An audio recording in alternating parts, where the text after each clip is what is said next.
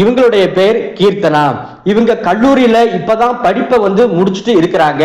இவங்களுடைய அப்பா அம்மா ரெண்டு பேருமே கூலி தொழிலாளி தான். தான் எவ்வளவு தூரம் கஷ்டப்பட்டாலும் பரவாயில்ல, நம்ம பிள்ளைய நல்லபடியா படிக்க வச்சாகணும் அப்படிங்கிற எண்ணத்துலதான் அப்பா அம்மா இந்த அளவுக்கு பார்த்தனா படிக்க வச்சிருக்கிறாங்க. படிக்கும் போதும் சரி, இப்ப கீர்த்தனாவுக்கு படிச்சு முடிச்ச பிறகு சரி, ஏகப்பட்ட வரன்கள் பார்த்தனா கிடைக்க ஆரம்பிச்சிருக்கு. ஆனா கீர்த்தனாவுக்கு அந்த அளவுக்கு பார்த்தனா பிடிக்கல.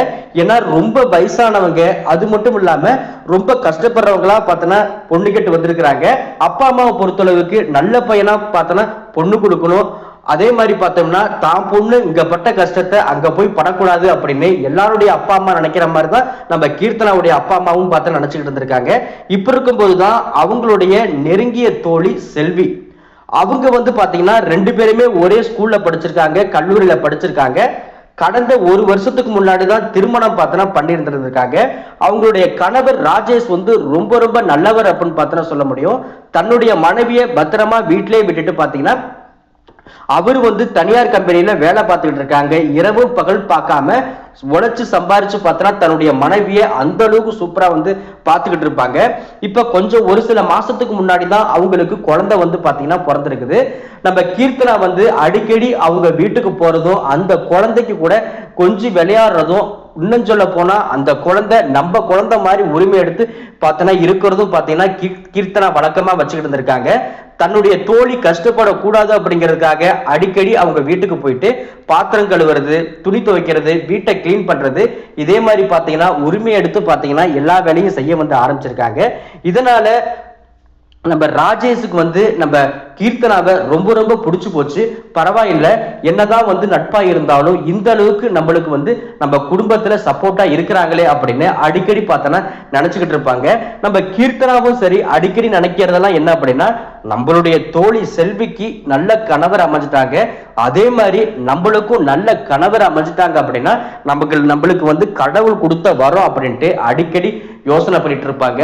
இப்படி இருக்கும்போதுதான் ஒரு நாள் பார்த்தீங்கன்னா மனைவி தன்னுடைய தோழி செல்வி சூப்பர் மார்க்கெட்டுக்கு போயிட்டு வரும்போது ஒரு ஆக்சிடென்ட் ஆகுது. ஆக்சிடென்ட் ஆனதுக்கு அப்புறமா பதறி போயிட்டு நம்ம ராஜேஷுக்கு என்ன பண்றது அப்படிங்கிறதே தெரியல. உடனே கீர்த்தனாவுக்கு போன் பண்றாங்க. உடனே கீர்த்தனாவும் பாத்தீங்கன்னா பிளட் கொடுக்கறாங்க. ஆனா எந்த ஒரு பாத்தீங்கன்னா எதுவுமே நடக்காம பார்த்தனா இறந்து போய் முடிச்சிடுறாங்க. என்ன பண்றதுன்னே நம்ம ராஜேஷுக்கு பார்த்தனா தெரியல. இப்போதைக்கு குடும்பமே இருண்டு போய் முடிச்சிருது. தன்னுடைய வேலையெல்லாம் விட்டுட்டு தன்னுடைய குழந்தைய பாத்துக்கிறதா, இல்ல வேலையை பாத்துக்கிறதா, இல்ல சமைக்கிற வேலையை பாக்குறதா அப்படின்னு விழிபிதுங்கி நிக்கிறாங்க. கீர்த்தனா முடிஞ்ச அளவுக்கு பார்த்தனா அவங்களுக்கு போயிட்டு சப்போர்ட்டா சமைச்சு போடுறது, அதுக்கப்புறம் துணி துவைச்சு போடுறது, குழந்தைய ஒரு நேரம் பார்த்துக்கிறது, இதே மாதிரி பார்த்தனா ஓடிக்கிட்டு இருக்குது. என்னதான் நம்ம ராஜேஷ் குடும்பத்துல சொந்தமா வீடு நிலம் அப்படி இருந்தாலும் மாசானா போதுமான அளவுக்கு சம்பளம் மட்டும்தான். குழந்தைய பார்த்துக்கிறதுனால அவருக்கு கொஞ்சம் வருமான குறைவும் ஏற்பட ஆரம்பிச்சிருக்கு. இதனால சொல்லி புலம்ப ஆரம்பிச்சிருக்காங்க நம்ம கீர்த்தனா கிட்ட. கீர்த்தனாவும் சரி, இந்த குழந்தைய நான் பத்திரமா பார்த்துக்கிறேன், நீங்க வேலைக்கு போனா சரிதானே அப்படின்ட்டு பார்த்தனா சொல்றாங்க. இப்படி இருக்கும்போதுதான் நம்ம கீர்த்தனா தன்னுடைய குழந்தை மாதிரி அந்த குழந்தைய பார்த்துக்கிட்டாங்க.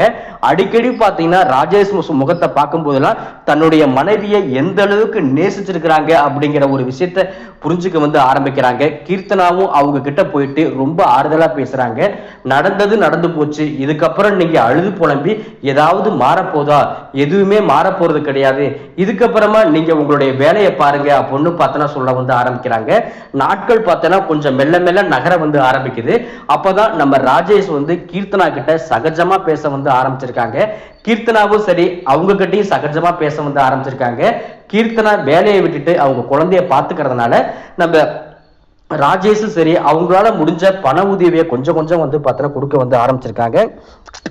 கீர்த்தனா குடும்பமே ரொம்ப ரொம்ப கஷ்டப்பட்டதுனால அந்த பணத்தையும் வாங்கி தன்னுடைய அப்பா அம்மா கையில கொடுக்க ஆரம்பிச்சிருக்காங்க. ஊர்ல 4 பேர் 4 விதமா பேசினாலும் இப்போதைக்கு அந்த குழந்தை முக்கியம், ராஜேஷ் அப்படிங்கிறவங்களும் ரொம்ப முக்கியம் அப்படிங்கிறதுல ரொம்ப கவனமா இருந்திருக்காங்க. ஒரு நாள் ராஜேஷ் தன்னுடைய கீர்த்தனா கிட்ட சொல்ல ஆரம்பிக்கிறாங்க. நாம 2 பேரும் திருமணம் பண்ணிக்கிட்டா என்ன, உன்னுடைய தோழி செல்வியை நான் எந்த அளவுக்கு மனசார காதலிச்சேன், கல்யாணத்துக்கு அப்புறமா நான் எந்த அளவுக்கு பார்த்துக்கிட்டேன் அப்படிங்கிற ஒரு விஷயம் கூட உனக்கு கண் முன்னாடி ரொம்ப நல்லா தெரியும். இப்போதைக்கு என்னுடைய குழந்தைக்கு ஒரு அம்மா வேணும், உனக்கும் ஒரு துணை வேணும், உனக்கு ஏகப்பட்ட வரன் பார்த்தனா கிடைச்சாலும் பார்த்தீங்கன்னா நான் உனக்கு பெஸ்டா தான் இருப்பேன் அப்படின்னு சொல்ல வந்து ஆரம்பிச்சிருக்காங்க. கீர்த்தனா அப்பா அம்மா கிட்ட சொல்றாங்க. அப்பா அம்மா கொஞ்சம் யோசனை பண்ணி பார்த்துட்டு அந்த பையன் ரொம்ப நல்ல பையன் தான், எந்த ஒரு கெட்ட பழக்கமுமே கிடையாது, நீ திருமணம் பண்ணினா உன்னுடைய வாழ்க்கை ரொம்ப நல்லா இருக்கும், அது மட்டும் இல்லாம நீ உன்னுடைய சொந்த முயற்சியில யோசனை பண்ணி நீ முடிவெடுத்துக்க, ஏன்னா வாழ போறது நீ தான் அப்படின்னு அறிவுரை சொல்ல வந்து ஆரம்பிச்சிருக்காங்க. கீர்த்தனா கோவிலுக்கு போறாங்க, கொஞ்சம் மன அமைதியோட பார்த்தனா இருக்கிறாங்க. அங்க வந்து பாத்தீங்கன்னா நல்ல விஷயமா எல்லாமே நடக்கிறதுனால நம்ம திருமணம் பண்ணிக்கலாம் அப்படிங்கிற ஒரு எண்ணம் வர ஆரம்பிக்குது. அது மட்டும் இல்லாம கீர்த்தனாவுக்கு உண்மையிலுமே நம்ம ராஜேஷ ரொம்ப ரொம்ப பிடிக்கும்.